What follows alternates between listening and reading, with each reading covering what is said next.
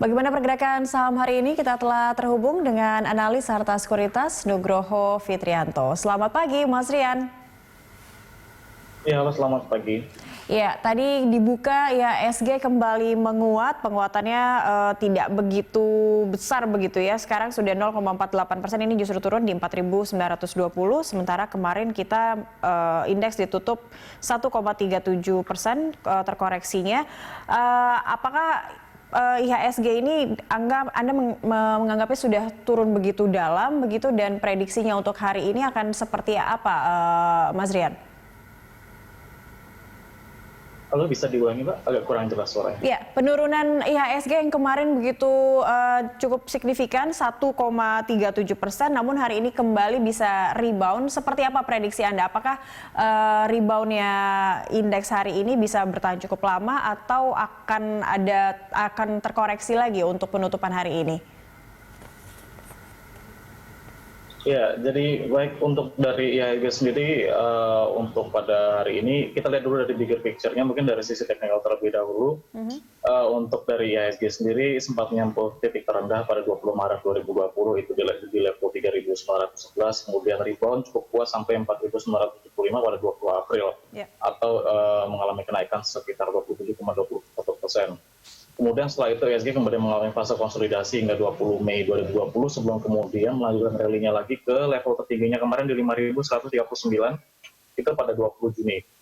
Kemudian dari saat itu sampai saat ini kita lihat untuk dari IHSG sendiri masih mengalami kondisi konsolidasi kembali, di mana kita lihat adanya dari sisi teknikal ada pola symmetrical wedge pattern, di mana kita lihat untuk dari level support kuatnya itu di 4.811, sedangkan untuk level psikologisnya itu ada di 5.000, sehingga kita lihat pergerakan IHSG ini berada di rentang yang cukup sempit, Mbak. Begitu untuk hari ini sendiri kita lihat ada kecenderungan untuk positif, di mana untuk dari rentang sendiri akan berada di level 4.864 sampai 4.945. Oke, artinya Anda melihat level yang saat ini sudah dicapai oleh IHSG adalah IHSG yang sudah price in begitu?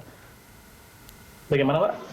Terpecah suaranya. Ya, level yang sudah dicapai IHSG untuk saat ini dikatakan juga technical rebound. Apakah IHSG saat ini juga sudah price in dengan tadi dikatakan kecenderungannya yang bergerak sempit? Sorry, Mbak, mohon bisa diulang. Ya. Kurang jelas. Ya, Mas Rian, sudah mendengar suara saya dengan jelas? Ya, apakah IHSG ini sudah price in begitu kondisinya sekarang dengan level di 4.922 saat ini, Mas Rian?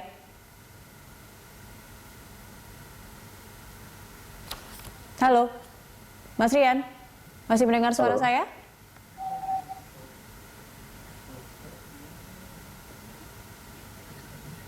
Ya, halo, Mas Rian? Ya, pemirsa, nampaknya kita mengalami gangguan audio, mengalami gangguan komunikasi dengan narasumber kita. Kita akan kembali mencoba. Halo Mas Rian, masih mendengar suara saya?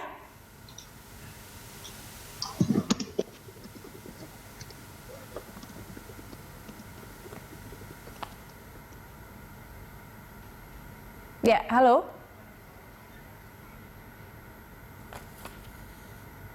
Ya, kami masih mencoba menghubungi kembali. Ya, selamat pagi Mas Rian, kembali mendengar suara saya. Halo.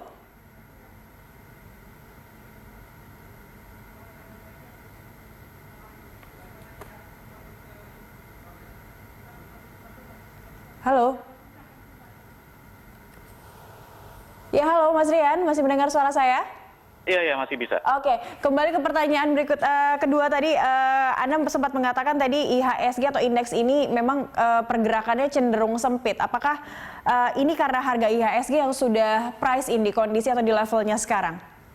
Iya, betul. Jadi kalau terkait dengan IHSG sendiri kita lihat terkait dengan corona sendiri, terkait dengan dampak buruk ekonominya, memang yang kemarin sempat di forecast dari berbagai macam riset, memang sekarang ini sudah price in, cuman kemarin kan kita lihat IMF juga sudah merilis terkait dengan forecast terbarunya, di mana untuk dari pertumbuhan ekonomi Indonesia sendiri dari plus 0,5% menjadi minus 0,3%, di mana dengan kata lain ini IMF memandang Indonesia bisa mengalami resesi ekonomi Tapi kita juga harus lihat membandingkan juga dengan forecast IMF lainnya, di mana untuk global sendiri itu dipangkas dari -3% ke 4,9%. Kemudian developed country seperti US bahkan itu pertumbuhan ekonominya kondisinya diperkirakan lebih parah lagi, mencapai -8%. Jadi sepertinya kita lihat forecast pertumbuhan ekonomi global ini bisa menjadi sentimen negatif buat IHSG, cuman patut dicermati lebih lanjut bahwa Indonesia ini masih lebih baik dibandingkan dengan developed country. Betul. Jadi kita lihat sebenarnya untuk dari inflow asing sendiri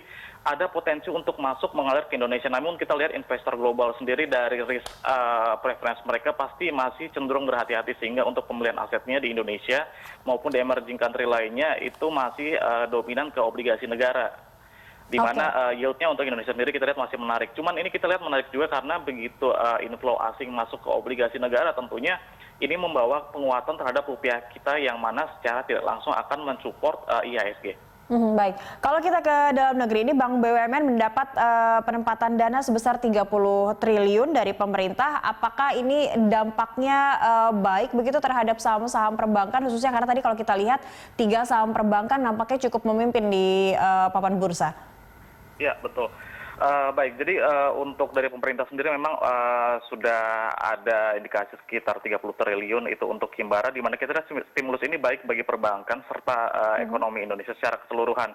Untuk penempatan dana ini kan tidak boleh untuk masuk ke surat berharga negara atau digunakan untuk transaksi valuta asing. Jadi memang pemerintah ingin memastikan bahwa dana ini masuk ke sektor real, di mana itu sebenarnya baik untuk ekonomi.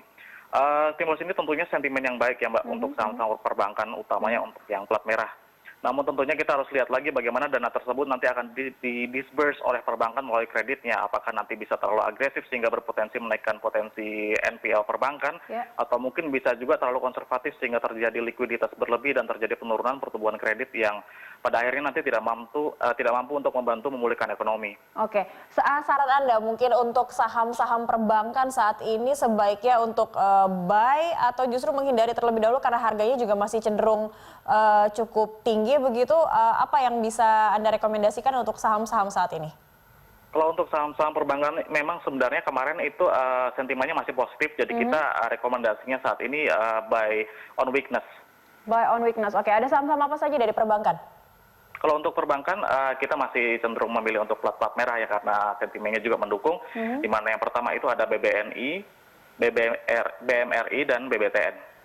Oke, baik. Terima kasih Mas Rian sudah bergabung bersama kami, analis Arta Sekuritas Nugroho Fitrianto bersama kami di IDX Opening Bell.